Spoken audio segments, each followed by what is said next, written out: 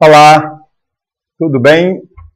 Eu não sei em que ano você está assistindo esse vídeo, porque ele vai ficar aí no YouTube, mas estamos aqui fazendo um estudo mais detalhado da Gênese, o livro A Gênese, da base da doutrina espírita. E estamos já no capítulo 10, estudando a formação primária dos seres vivos. Esse é o vídeo que vai concluir esse tópico. No próximo, a gente entra para princípio vital. O que é que dá vida a esses corpos? Então, vamos concluir esse estudo da formação primária. Já temos 2 vídeos desse tópico, que explica como que as coisas se formaram, como que se formam os objetos através da atração química dos átomos, né, que é a lei de afinidade da química, e que dá uma explicação científica racional para a formação do planeta e do universo, quebrando a ideia da fé cega, não condenando, porque todos nós passamos por esses momentos, e ela foi importante no momento em que não tinha ciência, tinha que se explicar de alguma forma, porque o homem sempre foi um buscador. Assim como hoje nós não temos explicações para muitas coisas e ficamos criando sistemas, ideias e hipóteses. Eu até falei em um dos vídeos aí que hoje os grandes cientistas desenvolvem sistemas e hipóteses para a formação de universos, de novos universos, do buraco negro. São coisas que, no futuro, vai ter uma explicação. Certo? Uma explicação provada. Então, vamos lá. Já estamos no item 13. E a gente concluiu falando das formações dos cristais, dizendo que os mesmos elementos químicos que estão nos seres inorgânicos estão nos orgânicos e que a diferença entre as coisas é causada pela diferente proporção de cada elemento. Falamos que carbono, diamante, cabelo, uma cadeira plástica, né? É tudo formado do carbono, né? O carvão da madeira é formado de carbono, basicamente, e que a diferença entre essas coisas é apenas a arrumação da proporção de cada elemento. Lembramos que existe um processo hoje em dia que se faz uma pedra de diamante de cabelo, que é só mudar a arrumação do carbono no processo. Para mostrar, essa conversa é para mostrar que tudo vem dos elementos catalogados. De vez em quando a ciência descobre um novo. Né? E aí já tem uns 8, em relação à época em que eu estudei, uns 8 elementos a mais. Porque ela vai progredindo. Então vamos lá, item 13. Alguns exemplos comuns darão a compreender as transformações que se operam no reino orgânico, pela só modificação dos elementos constitutivos. Então ele vai dar exemplo. Né? No suco da uva não há vinho, nem álcool, mas apenas água e açúcar. Quando o suco fica maduro e são propícias as condições, produz-se nele um trabalho íntimo, a que se dá o nome de fermentação. Por esse trabalho, uma parte do açúcar se decompõe. O oxigênio, o hidrogênio e o carbono se separam e combinam nas proporções necessárias a produzir álcool, de sorte que, em se bebendo suco de uva, não se bebe realmente álcool, pois que este ainda não existe. Ele se forma das partes constituintes da água e do açúcar, sem que haja, em suma, uma molécula a mais ou a menos. Olha que interessante o exemplo que ele deu.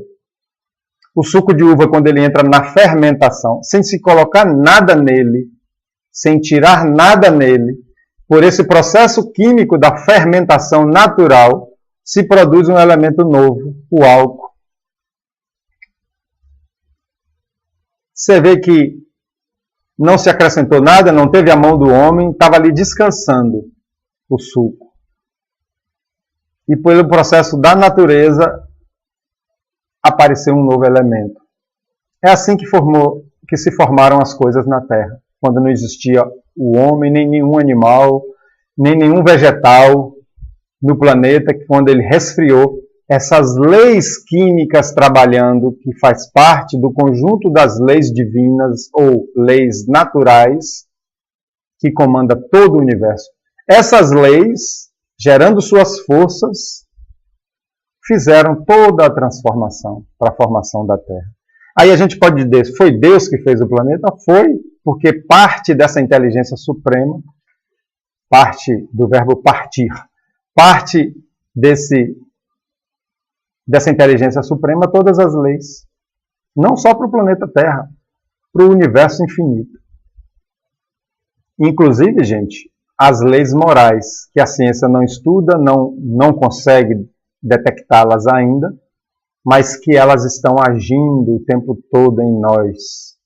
Quando eu agrido uma pessoa, a lei moral está ali, porque ela está em tudo, e age em mim.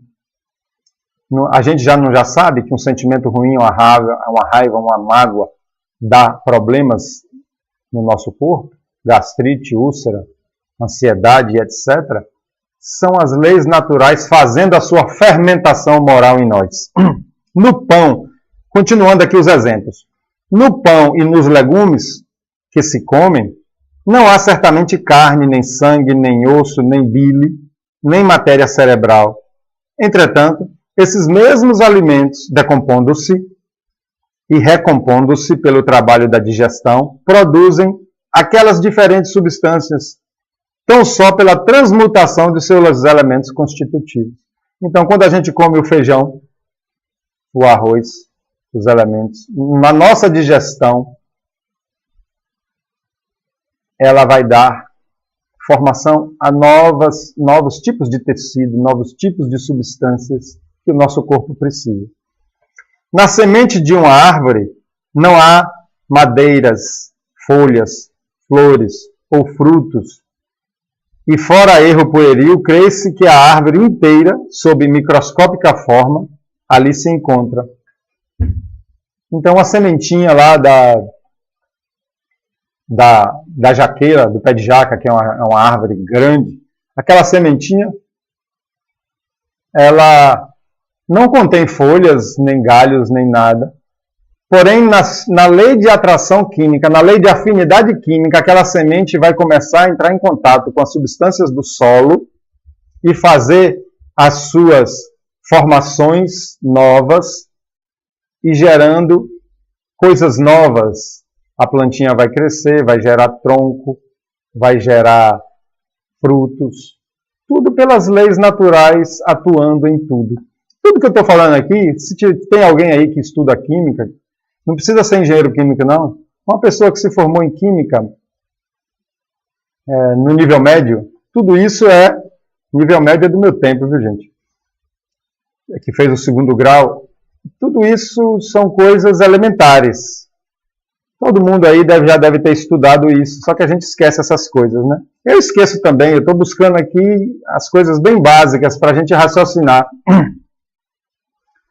Quando não há sequer na semente oxigênio, hidrogênio, carbono, em quantidade necessária a formar uma folha da árvore. Você vê que sempre fala do oxigênio, hidrogênio, carbono, falta aqui o azoto, né, nesse exemplo. São os elementos básicos da matéria orgânica. A semente contém um germen que desabrocha em favoráveis condições. Tem uma tabelinha aqui, que lá de cima ele sugeriu a gente olhar, né, a nota 106, que ele dá o exemplo aí, ó, de algumas substâncias e a sua proporção de carbono, hidrogênio e oxigênio. E 2 delas têm azoto. Olha lá, cana-de-açúcar, açúcar de uva, álcool, azeite de oliva, óleo de nozes, gordura, fibrina. São substâncias diferentes, formadas pelos mesmos átomos, formando moléculas diferentes por causa das proporções. Olha só, o álcool puro tem carbono, hidrogênio e oxigênio, nessa proporção aí, de 51 mil, 13 mil, 34 mil. Mas se você for beber um inofensivo, consumir um inofensivo açúcar de cana ou de uva, tem os mesmos elementos com a proporção diferente. Então é isso que estamos batendo repetidamente. Então falando aqui do gérmen que está na semente. Esse gérmen se desenvolve por efeito dos sucos que aure da terra e dos gases que aspira do ar. Então a semente tira elementos da terra e do ar para formar a árvore. Tais sucos, que não são lenho, nem folhas, nem flores, nem frutos, infiltrando-se na planta, lhe formam a seiva. Como nos animais formam o sangue. Levada pela circulação a todas as partes do vegetal, a seiva, conforme o órgão a que vai ter e onde sofre a elaboração especial, se transforma em lenho. Lenho que ele está falando é madeira, né? Folhas e frutos. Como o sangue se transforma em carne, osso e bile. Falou do animal e do vegetal. Que a seiva é uma comparação do sangue no vegetal, né? Contudo, são sempre os mesmos elementos, oxigênio, hidrogênio, azoto e carbono, diversamente combinados.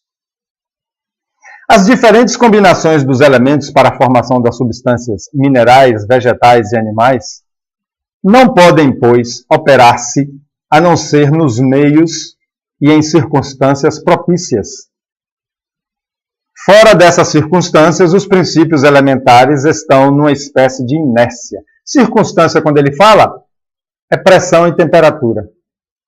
Deve ter outra coisa aí, umidade e outras coisas. Mas basicamente pressão e temperatura. Por que que uma comida que é cozinhada na panela comum, ela demora mais do que na panela de pressão? Porque dentro da panela de pressão você cria uma circunstância nova. Já que ali a pressão vai mais alta, a temperatura sobe. Porque uma água fervendo, ela chega em 100 graus e não sobe mais a temperatura. Ela fica só em 100 graus. Vai borbulhando e evaporando em 100 graus. Dentro da panela de pressão, como o nome já fala, pressão. Como a pressão sobe, a temperatura também passa dos 100 para 120, 140, 150. Eu não sei a quanto chega dentro da panela de pressão. Por isso, cozinha o alimento mais rápido. Isso foi para dar o exemplo do que é a circunstância no acontecimento das transformações das matérias, né? Mas, desde que as circunstâncias se tornam favoráveis, começa um trabalho de elaboração. As moléculas entram em movimento, agitam-se, atraem-se, aproximando-se e se separam em virtude das leis de afinidade. E, por suas múltiplas combinações, compõem a infinita variedade de substâncias. Isso a gente já bateu muito nisso, né? Desapareçam essas condições, desculpem aí. Desapareçam essas condições e o trabalho subitamente cessa, para recomeçar quando elas de novo se apresentarem. É assim que a vegetação se ativa, enfraquece, para e prossegue sob a ação do calor, da luz e da umidade, do frio ou da seca, que esta planta prospera num clima ou num terreno e se estiola ou perece em outros. Então, está rebatido, refalado, reexplicado, reexemplificado essa coisa das proporções, dando substâncias diferentes. Vamos aqui para o item 15, e é o último desse tópico. O que diariamente se passa às nossas vistas pode colocar-se na pista do que se passou na origem dos tempos, porquanto as leis da natureza não variam. Então, ele está dizendo tudo que a gente deu exemplo da nossa atualidade, exemplo do vinho, da uva, do suco de uva, do vinho, os exemplos que eu dei também da semente.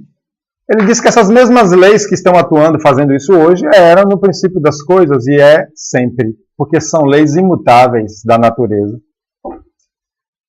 Visto que são os mesmos elementos constitutivos dos seres orgânicos e inorgânicos, que os sabemos a formar incessantemente, em dadas circunstâncias, as pedras, as plantas e os frutos, podemos concluir daí que os corpos dos primeiros seres vivos se formaram, como os das primeiras pedras, pela reunião das moléculas elementares em virtude da lei da afinidade, à medida que as condições da vitalidade do globo foram propícias a esta ou aquela espécie.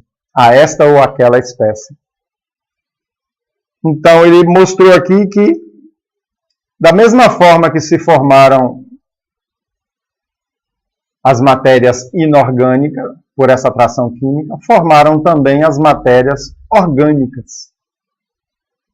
Aí a gente pensa, então, por que uma tem vida e a outra não tem? Por que a plantinha tem vida?